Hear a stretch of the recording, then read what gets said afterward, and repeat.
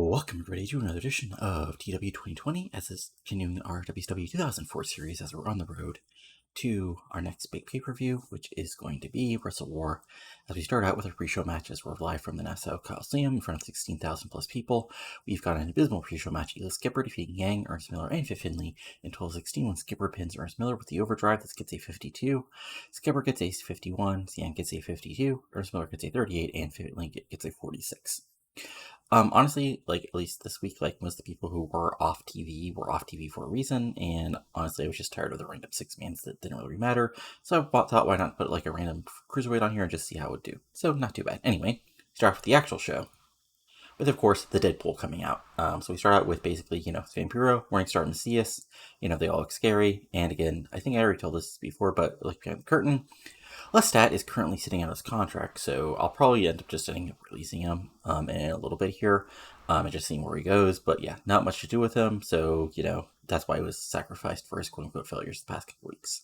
Again, I think I told that already, but just in case I didn't. Anyway, I still have one other person who's also sitting out, which we'll go over maybe this week or next week. It'll just depend on when I need to actually show it to you guys. Anyway, moving on.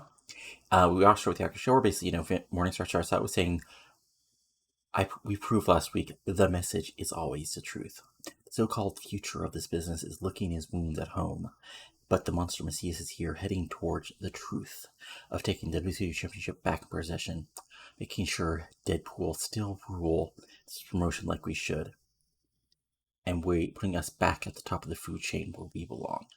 Tonight will only be a preview of that when Vampiro and I take apart Los Guerreros, leaving some meat left for Macias at WrestleWar. Vampiro takes him for the first time in a while. He says, I was once a WCW champion, even though I know my place after being reminded of the message. I will enjoy ripping and tearing you apart, Eddie. Remind you why I was champion, and you're nothing but the trash beneath my fingernails. And tonight, me and Morningstar will prove that we still and will forever rule World Championship Wrestling. Decent promo, 85, good stuff. And then we go backstage with this Lean Cartier promo with Jeremy Borash. She, puts over the number one contendership match tonight between Angel Foxx and Lean Cartier and Nikita Kalt, signed last week after, they had their argument. She, says she doesn't care who wins. But, after Nikita Kalt trash talking last week, you have to be a little bit, hoping either Angel Foxx can shut her up or to get another shot at Kalt after what she said. Well, the reality, Borash, can I do a French accent? I don't know. Is Kalt can talk trash all she wants. The reality is, I have the Women's World Championship, and she got clean in the middle of the ring. And there's nothing she can do about it except talk like some petit blanc. That's why trash in French. And so, if she wins, I'll enjoy making her lose again right at the middle of the ring, proving I'm the best women's wrestler on the planet. And if she loses, I'll enjoy taking on a great competitor like Angel Foxx. Either way, I'll enjoy it. So let's get to 65. Solid promo for Cartier. She gets to look like, the proud champion as we move forward. To Keenan Sharpe having another match as an about that subpar wrestling and little heat. Keenan Sharpe defeated Conan in 5:47 by submission. Again, straightforward win for Sharpe as he gets the win over Conan. This gets a 64. Sharpe gets a 59. Conan gets a 55. Good stuff. And, after letting go of the hold, Sharpe takes the mic again, which gets a 59. Which, again, that sounds about right for his actual overness outside of the Southeast. And he takes money and says, Conan used to be a revolutionary. And now he's lost in the wind because he's lost his way. It's sad because so many men followed up Conan from Mexico with promises of riches and greatness and being in front of thousands of people, but few actually succeeded today. So many had to go back to wrestling for a few pesos back in Mexico. That's why a new path is needed, created by men like me, because I will not stray from the path. While so many like Conan lead you to false promises, unlike myself. Again, the arrogant, heel, self-absorbed, better than everybody promo. 59, good stuff. As we move forward to a quick backstage promo with RVD, which gets a 72. As he, basically says, dude, Booker, you didn't win, and we sure as hell are not done. I mean, your old lady can talk all you want in your ear about how you're the best and you actually won that match, but the truth is, you just walked away the winner Booker, and I've been talking to Bischoff and Championship Committee about a rematch, and I'm going to get it one way or the other. Then, We have our actual next match is in women's division about the terrible wrestling and Nazis and crowd heat. Angel Foxx drew with Nikita Kalt in the 807 following a double countout, so get back and forth match. Kalt gets to do her submission and some of her like suplexes and European style like in-ring stuff, but Fox comes back, with her babyface fire. Match actually goes to the back outside, and the brawl happens, and we get a double countout, so no real winner. As this gets a 65, Fox gets a 53, and Colt gets a 57. And then on the outside, Colt gets the advantage and locks in a submission on the outside, not letting go until WCW officials, break things apart. As this gets a 56. Good stuff. Then we go backstage where Keenan Sharpe is actually, backstage, and he runs in, Ray Jr. walks up to him, and he basically says, "Now, kid, I don't know who the hell you think you are, but, I appreciate what you said about my buddy Conan, about my friend Conan, who helped me become the man I am today in this business. Why are you upset? Yes, look at you, U.S. champion. All the money that's coming from those masks that those poor children are wearing on the crowd. But the reality is, I'm right. I mean, the truth is on my side, after all. We're a supercal. Where's Villano 6 or 12 or 15 or whatever? Where's Halloween? Applying the trades back home, will you wrestle in front of thousands, get paid the big bucks, live in a nice house in San Diego? That's right, after all, Sharp. That's after all, Ray. You don't even live in Mexico. Did you ever? After all. Ray just sort of steps up and tells you're saying, I'm not saying anything, Ray. I'm just saying the truth and remind you of the way you should be on. Then he walks away as Ray looks upset. As this gets to 71 and drops some hints for stuff. Then we have a quick backstage promo where Eddie and Chavo are talking, which gets a 71. As again, just quick 3 minutes, as do some basic hype for the big tag match for tonight. Eddie finishes, says, SA, grow family values mean we never give up, and we look towards the future. Yeah, and here's a former world champion. Morningstar is some damn cult leader, but we're family, and the Guerreros can do anything together. 71, again, good stuff as we move forward. The next thing on the show, which I think, is the big three-way number one contenders match for the tag titles, as in a decent match, which got us a 72. The Silver City Rollers of Reno and Cash defeat Heart Legacy and Emergers Most Wanted in 1340. It says it's elimination because I forgot to change it. But basically, N happens when Reno pins Teddy Hart right in the middle of the ring, as, of course, it's Heart Legacy and AMW are way too, focused on each other to make sure Reno and Cash, and in the end, Reno's, sort of the powerhouse, especially among these six, and is able to get, a big finisher type move on Hart right into the ring, get the 1, 2, 3, and their win, and they're the known contenders for the match against Jet in London. So I'll just go ahead and add that as well for our next actual match that's booked. As it's Reno and Cash versus Jason Jet and Paul London for the tag team titles.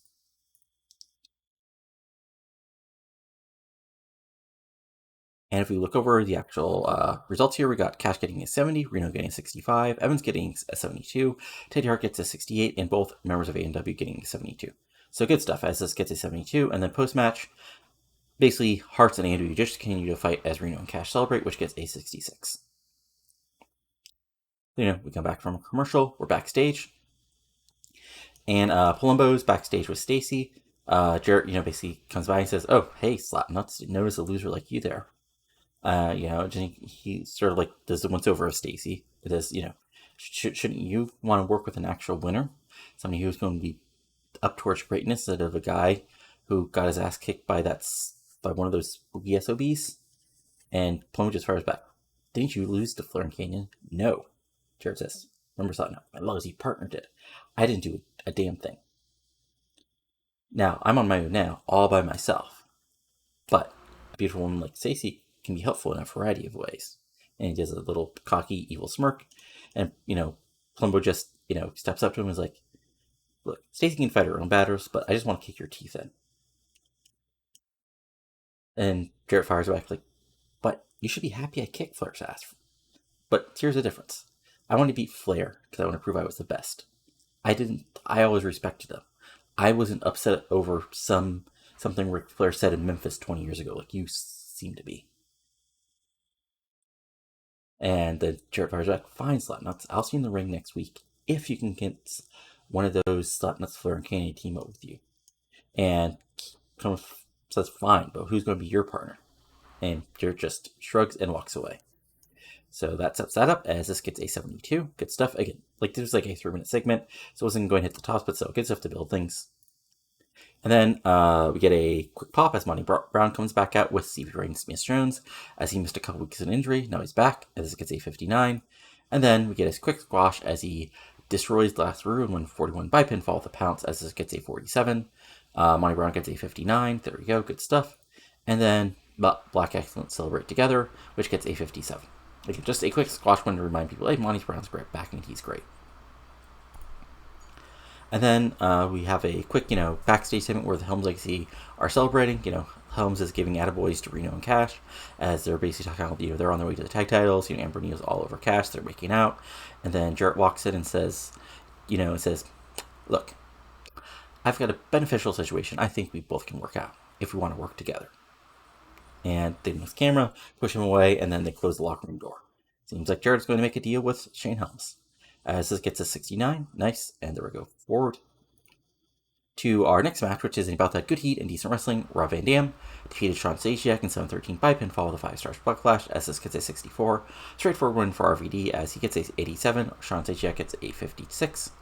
And then post-match, of course, Booker just comes down and wipes out RVD from behind, basically screaming, I'm done with you. I'm moving on. I'm great. I should be on my way to title victories, not dealing with you anymore. As he just wallops on RVD. As this gets a 71, good stuff. And then, now just come back, as they put over this, they hype up that it's going to be Goldberg getting his revenge against Lance Storm next on Nitro. But what actually happens is as Goldberg is coming down to the ring, Storm comes down to the ring, then Goldberg comes down to the ring, and then out of nowhere, of course, Awesome and Kidman just attack him from behind, and Storm comes out, and it's just a 3-on-1 beatdown. Goldberg, of course, tries to fight back and even get some hope spots in, but it's 3-on-1, and Awesome's a big guy, and Storm and Kidman are former tag champions. In the end, April Hunter sets up a table, Awesome sets Goldberg up, and Awesome bomb through the table on the outside, leaving Goldberg laying, and the triumphant, which gets a big heel response as this gets a 79.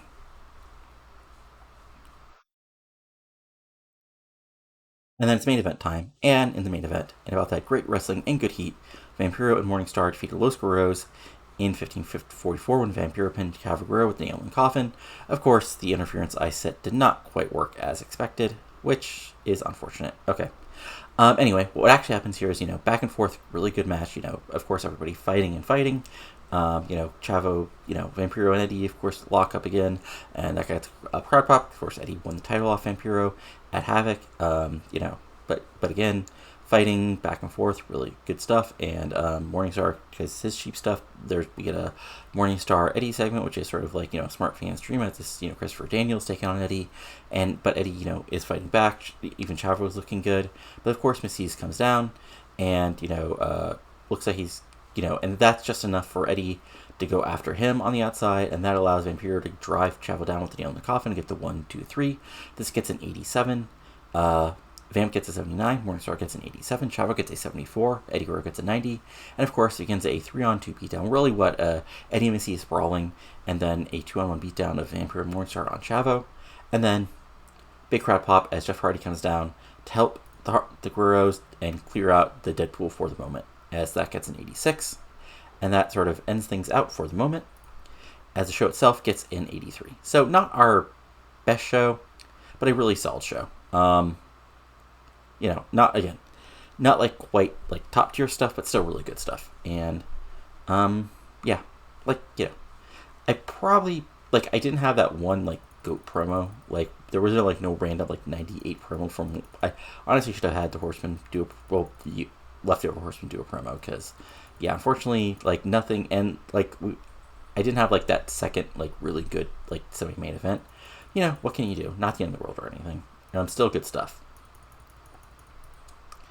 Anyway, we'll see what Raw did. Oh, also I'll go over No Way Out results here in just a moment, and also go over what the Saturday night tapings look like, and the other fun stuff that comes with this series. So this will just take a second as it loads up. We'll also do a quick merch check because it was the end of the month last week. So yeah, as this loads, and we'll look at Mr. Hughes. All right. So first things first, we'll look at WWE. Where are you, buddy? So WWE. Let's look at No Way Out. So No Way Out had a bunch of pre-show matches that don't matter. We had Val Venus defeating Funaki. We had Steven Richards defeating Crash Holly. We had Trish Stratus defeating Elizabeth Love. We had Molly Holly defeated Lita, Jackie Eda, and Selena Hayter to retain the women's title in 75. We had Hardcore Holly actually defeating Matt Hardy for the European title at 72. We had Shane McMahon, Chris Benoit, and Triple H. So yes, Shane's turned heel to team up with evil Triple H to defeat Rikishi and the Radicals in 87. And we had The Outcast, which is Tommy Dreamer and Rhino, winning the tag titles for the second time, defeating Team Angle in a 75. We had Undertaker defeating K-Quick in a random first blood match in 93. We had Randy Orton defeated William Regal in 88 and Raven in a three-way to win the Intercontinental title. And we had Steve Austin and Big Show teaming up to defeat Chris Jericho, and Kevin Nash in a random cell match in 99. And we had Kurt Angle defeating Kane in sort of the blow-off from their feud from like basically last summer, kind of. And then Brock Lesnar defeating Shawn Michaels in a cell match to retain the title in 99. So 93, good show for them. You know, what can you do? And then they followed that up with Raw, which also got a 90. So Kane won a squash. Undertaker defeated, Kevin Nash, Triple H, and Chris Benoit, defeated William Regal, Steve Richards, and Scott Hall in 94. Steve Austin defeated Raven by DQ in 97. Kurt Angle defeated DDP in a cage match in 98. Then Big Show and Shawn Michaels defeated Chris Jericho and Brock Lesnar in 99. Fun stuff. So they get a 90. Let's see here.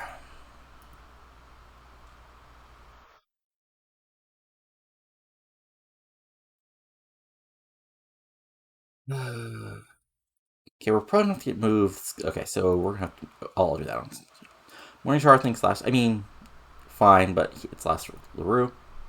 And then, if we go over things. So, here's the Saturday night taping for the last 2 weeks. So, Miss Jones welcomes Monty back because, he actually was back last week. Puts him against the Cat in the main event. We had Laparca winning a squash over Tank Toland. We had a backstage with Teddy Natty. We had the Roman Legionnaires defeating Shane Ballard and Shannon Ballard. We had Cash and Amber O'Neal defeating Natty Neidhart and Teddy Hart in Random 62. And then the main event, Monty Brown defeated Ernest Miller in a 52. And Monty Miss Jones celebrating over the Cat's fallen body. And then in the taping for this week, we had Shane Douglas is upset about being on Saturday night. We had EX Skipper defeating Ray Gordy up from Developmental. We had Jonathan Toro defeating Blitzkrieg to retain the television title in a 62. We had Eric Paris cutting a promo about his match against Shane Douglas. And we had Ebony Sable winning a squash over Tank Tolan. And then we had Eric Paris defeating Shane Douglas with a roll-up as Shane freaked out after the match. As this got a 50, and Shane is freaking out got a 69. So yeah, not the worst thing, but not the solidest thing. So if we go ahead and look at merch real quick. So if we go all the way down. Yeah, sort of our announcers. We have some random people near the bottom. Unfortunately, Toro isn't selling that much merch. But if we go to like our top 20. So 20 is Helms. 19 is Kidman. 18 is Jarrett. 17 is Wright. 16 is still Joni. 15 is AJ. 14 is Booker. Again, heel turn. 13 is Sting. 12 is Hardy. 11 is Vampiro. The Goss. 10 is Palumbo. 9 is Ray. 8 is Eddie. So yeah, again, another reason, not great. 7 is Scott Steiner. 6 is O'Hare. 5 is Flair, because again, fresh face turn. 4 is Missy's, again, scary heel stuff. 3 is RVD. 2 is Keenan, again, fresh face turn. And of course, 4 is Bill Goldberg, who made $6.4 million in merch. So there you go. Fun stuff. I think, hold on. I always forget the really obvious stuff I need to show you. Oh, right. The other thing I wanted to show you is, of course, again, I just like doing this because it shows you what's going on. So, AWQ, our Women's Developmental Fed, had a big show of the month, which got a 51 in front of almost 2,000 people. As we had Becky Bayless defeating Madison Sinclair in a 32. Tracy Brooks defeating Allison Danger in a 47. We had Beth Phoenix and Miss Molly teaming up to defeat Cindy Rogers and Vanessa Harding in a 43. We had Ronan Jonah and the Social Sheen, which is Lacey and I believe Annie Social, defeating Natty Hart. Oh, right. Social Sheen is Annie Social and Nikki Rocks. Yeah, it's Annie Social, Nikki Rocks, and Ronan Jonah. Defeated Natty Hart, Lacey and Emily Saka in a 50. We had Bonnie Maxson, the future Rain, defeating Sheila and Melissa in a 53. And we had Kim Nielsen defeating Lucina Busick to retain the championship in a 54. Then if we go down to Wildside, Wildside had one of their big shows, which got a 66 in front of almost 2,000 people. We had Travis Tomko defeating Claudio, so Dev, Dev people collide in a 37. Trevor Rhodes and Stone Mountain defeated the Cole Brothers. Chris Rambola defeating Tony Jones. M.I. Smooth, Ice Train defeated Marcus Miltech, one of the regens, in a 53. But Keith Walker defeating Magic for the NWA North American title. Cassie O'Reilly and Tony Zena defeated Rick Michaels and Kay Graves, who of course is one of our regens. Jamie Rave and Sipping Fabulous defeated Shane Ballard and the Vanguard, which includes Ken Anderson. We had Rothschild defeating John Phoenix in a 56. We had Adam Jacobs defeating Shane Ballard. We had Ray Lippin, who is the future Adam Rose, defeating Onyx. And in the main event, we had Jason Cross defeating Ray Gordy and Killswitch to retain the Wild Side Heavyweight title in a 72. So fun stuff for that. Storyline-wise, Booker RVD is still at an 81. Darkness is Walls is at an 85. Horseman Feud's at an 80. U.S. title feud is at an 81.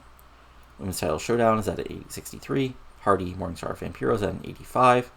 Goldberg Triumphant is at a 74. And yeah, that's it for the map. So fun times. Yeah, I mean that's actually it. Again, like sort of straightforward week as far as the shows and everything. We got a couple more shows to building up, but I think we don't have. We can actually let's see. Is there anything else we can actually officially pre-book? I don't think so. Not really. I mean, yeah, because everything. Yeah, next week is really going to be the show where stuff gets set up. Okay, so that makes sense. But yeah. Anyway. Oh no, I can't add one thing real quick. It's pre-booking because it'll be announced basically as part of the hype cycle. It'll be officially announced. It'll be Morningstar versus Jeff Hardy. And just because you guys can see it's going to happen, it's going to be Booker versus RVD in a rematch as well at WrestleWar. So fun times. Yeah, that's it for now. So if you've enjoyed this, go ahead and give it a like. Comment below what you're enjoying and not enjoying, and of course subscribe to the channel for lots of TEW 2020 content like this, like my WCW 1994 series, my WWE 2013 series where I've got a random number generator giving me projects that I have to do, and my MLW 2000 series now in 2006. But that's it for now, so talk later, and adios.